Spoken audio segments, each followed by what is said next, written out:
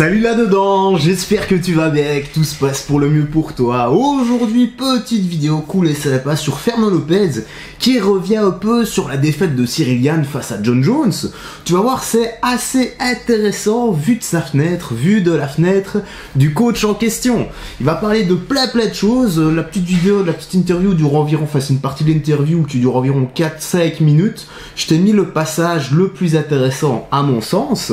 Et voilà, j'ai rien d'autre à ajouter. Je vais te laisser ici avec la vidéo, prends soin de toi, des gens que tu aimes, et on se voit très bientôt. Peace et attention à toi. Le combat a été pris très tôt, non. Il n'y a pas un combat contre Jon Jones qui est pris très tôt.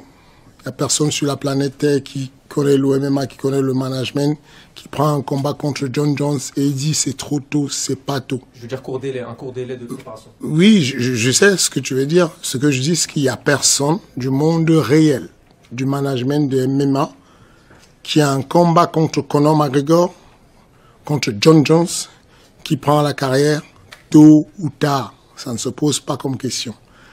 On ne nous a pas offert le combat, on a cherché le combat. Quand on est allé à Vegas, on n'avait pas le combat. Nous sommes allés chercher le combat, nous sommes allés demander le combat. On l'a demandé sur les réseaux, on l'a demandé en personne. Depuis le mois de septembre où Ciryl a gagné, je n'ai pas arrêté d'harceler l'UFC pour ça. Pour nous, c'est une... On ne gère pas une carrière différemment quand tu es déjà numéro 1. Il n'y a pas d'autre solution. Oui, j'ai été touché. J'étais vraiment abasourdi, complètement choqué. Je ne savais pas que c'était possible.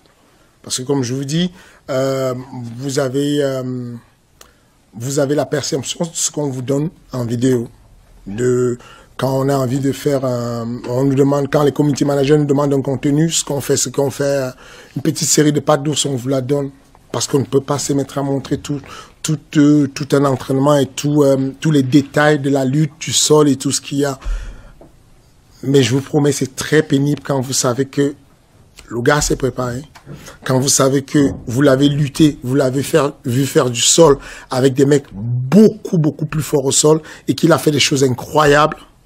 Quand vous arrivez au combat et que ça se passe aussi vite, je vous promets, c'est pénible. C'est vraiment difficile. Voilà. Donc, je l'ai mal vécu, mais je sais avaler la couleuvre et puis je sais avancer et on avance. C'est tout. Il y a rien à faire. Il n'y a pas à chipoter, on avance. Absolument. Je donnerais tout pour que Ciryl puisse percer. Je donnerais vraiment tout, y compris ma place, y compris... Ciryl me dit aujourd'hui, Fernand, j'ai besoin de M. Ismaël dans mon coin comme coach. Je vous promets, je bouge. Ce n'est pas juste mon élève. Voilà quoi. Je bouge complètement. L'idée que vous avez, où vous dites, où je vois ça et là, libère-le, qu'il aille à machin, libère-le. Vous n'imaginez même pas à quel point je m'en tamponne complètement. C'est que je m'en cogne. Je n'ai vraiment pas de problème avec ça. Donc, si on me demande mon avis, je suis capable de dire de manière très objective qui est efficace, qui est bon, qui peut aider et qui ne peut pas aider. Je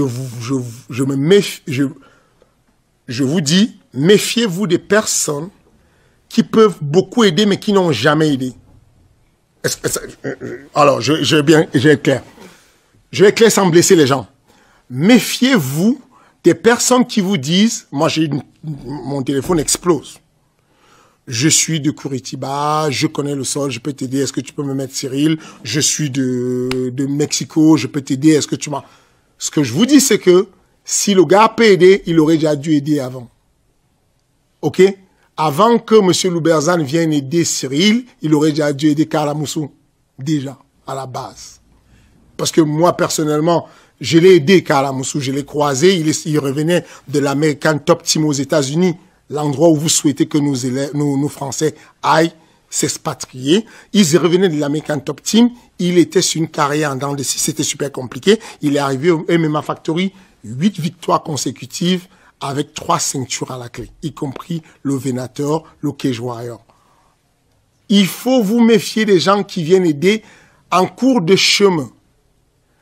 Prenez des gens qui aident déjà. Il n'y a pas beaucoup de gars qui vous expliquent je suis là, je suis un génie. Je peux aider, c'est juste que je n'ai pas encore eu la chance de trouver quelqu'un, un élève bon pour aider. C'est chelou. Il n'a qu'à aller chercher son élève, aller trouver un moyen de l'aider. C'est plus simple comme ça. Et ensuite, voilà.